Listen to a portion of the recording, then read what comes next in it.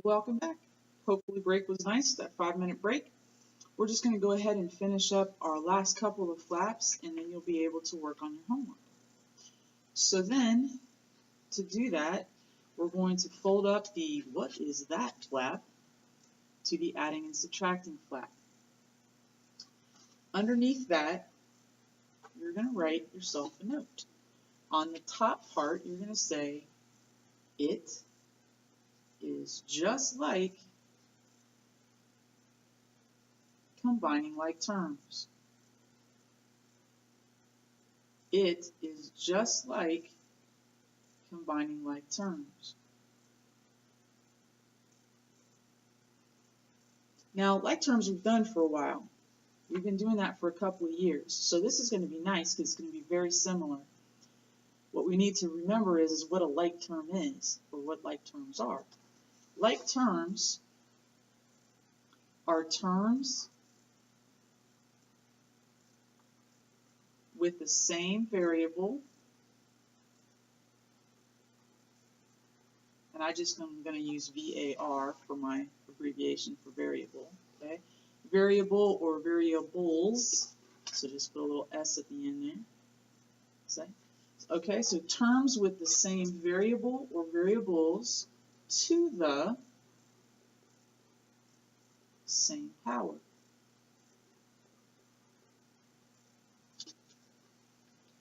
Terms with the same variable or variables to the same power. All right.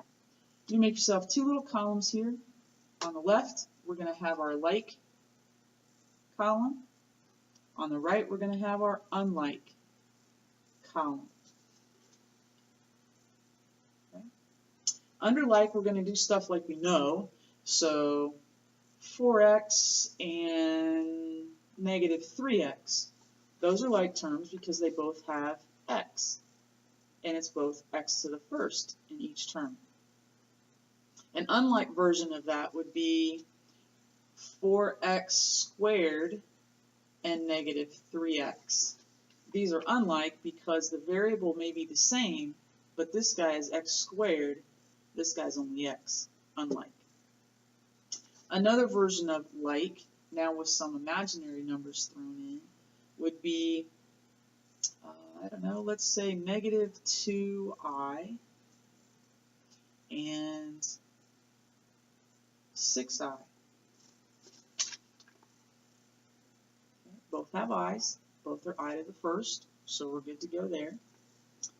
Unlikes might be 3i and 7i cubed. So you're seeing that the numbers in front, the coefficients, the numbers in front, don't really affect whether they're like or unlike. It's just all about the variable or variables in their powers. All right. So let's go ahead and do a couple examples. Down here on this flap, we're going to put example. And I want you to write the problem. 8 minus 5i plus 2 plus I.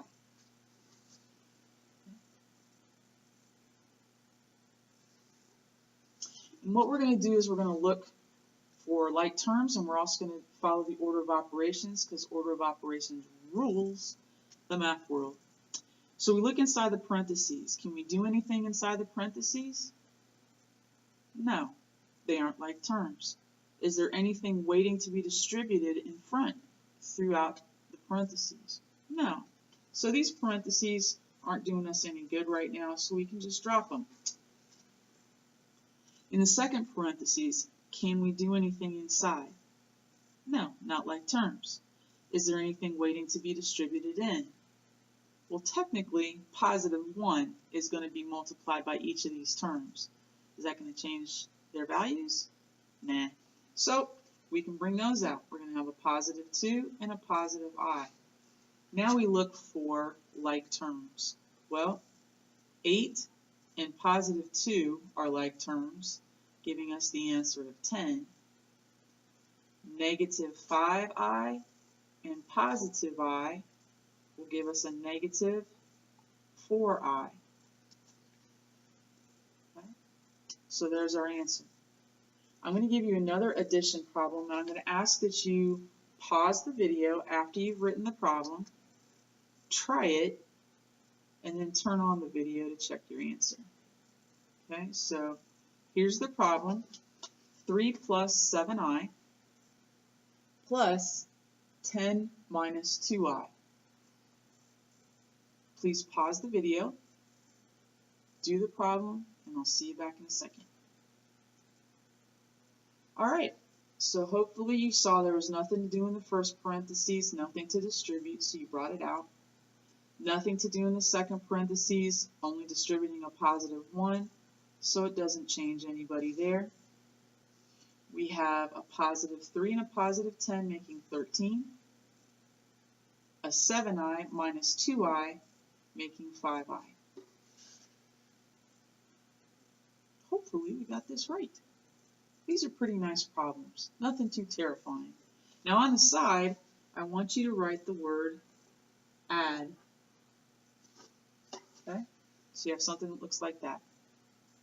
Now here's where students typically get into trouble. It's with the subtracting. They find the easiest parts to be the adding, and so they start taking shortcuts. The only problem is some of those shortcuts don't work with subtracting. So we're going to do a couple examples with subtracting. First one is going to be 4 plus 7i minus 2 plus 3i. So 4 plus 7i minus the quantity 2 plus 4i. Or excuse me, 2 plus 3i. Nothing to do inside the first one, nothing to distribute. So we can bring him out. Nothing to do inside the second one. However, that negative sign will affect these two terms. It will change their sign. So we are going to distribute that negative to the 2 and to the 3i. That's going to give us negative 2 minus 3i. Now we can go ahead and do what we did above, combine our like terms. So 4 minus 2 is 2, 7i minus 3i is positive 4i, and there's our answer to that subtraction problem. Please do the same thing you just did with the second example above. After you've written it down, please go ahead and do it on your own, pausing the video and then coming back when you got it finished. So the second problem is 11 minus 8i minus the quantity 6 minus I. So pause, work it out, and come back. Okay, so you should have 11 minus 8i.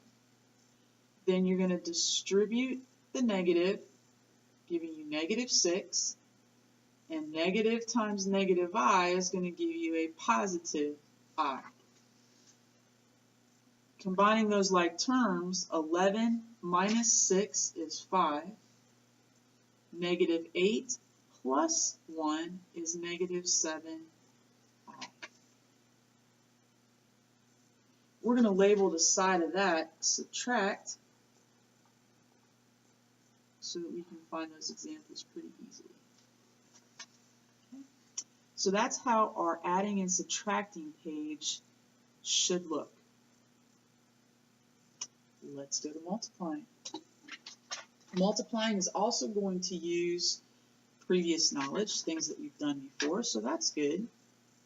A couple things I want you to remember about multiplying. So on the top flap, I want you to write multiply the coefficients. Hang on a second, I'll show it to you. Multiply the coefficients. Now, what's a coefficient? Well, that's the number that sits in front of the variable. So a coefficient is number in front of variable. Okay? So we can multiply the coefficients. We also can multiply the i's times the i's. So multiply I and simplify.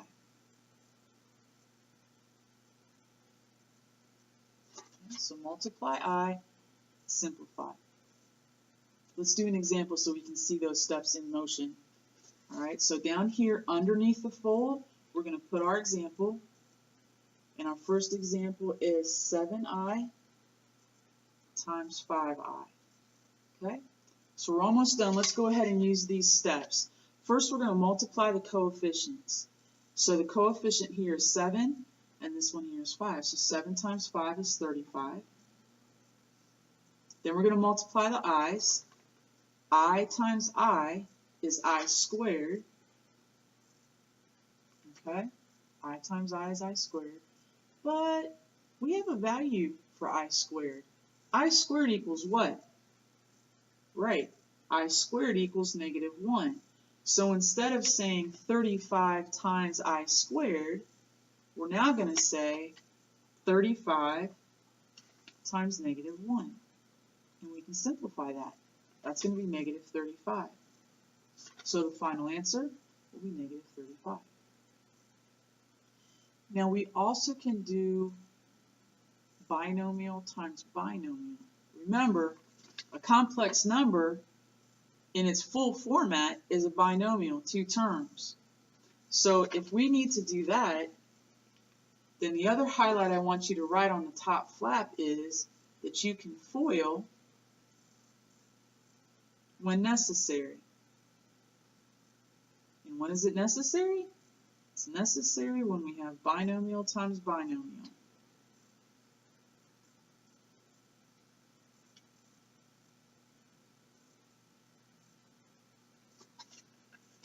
Okay. So we can FOIL when necessary, and it's necessary when it's binomial times binomial. Okay, this is our last problem, our last example. Here we go. We're going to do 4 plus 2i times 3 minus 5i. All right, remember to FOIL, you're going to do first, outside, inside, last products. So the first is that 4 times 3. 4 times 3 is 12. The outside is 4 times -5i. That's -20i. You're going to do the inside, which is the positive 2i times the positive 3. That's positive 6i. And then the last terms, positive 2i times -5i is -10i squared. Now at this point, does 12 have any friends? No. There's nobody else that has just a number without a y. But in the middle, we have -20i and positive 6i. That's going to be -14i. So we'll bring down that 12, minus the 14i, minus 10, I'm not going to write I squared. What's I squared? That's right, I squared is -1. So instead of 10 times I squared, I have 10 times -1. I should say -10 times -1. All right, so that's going to give me 12 minus 14i plus 10, right? If we multiply the -10 times the -1. When I do that, now I have like terms with the 12. 12 plus 10 is 22 minus 14i. Okay, so we can do basic multiplication. We can also do binomial times binomial. Just remember, guys, that if you get an I squared or an I to another power, to use our knowledge that we talked about yesterday or the last time we met, to put in the value of those extra ones, like I squared, I cubed, I to the fourth. It'll make that answer then simpler. Okay? Also, when you're doing your homework tonight, don't forget the real number part is going to go first, followed by the complex number part if the problem or the answer does have both parts. At this point, I need you to take the completed flip book up to the substitute so they can see that you are done. They will then give you your homework paper. And here's one more thing that you need to do when you come back to your desk. I want you to flip this over. I want you to lightly glue all on the back side. And I want you to put this on page 16 of your ISN. Okay? So this is going to go on page 16 of your ISN. All right. Now the homework is going to go in your practice section of your notebook, and I will see you the next time we meet.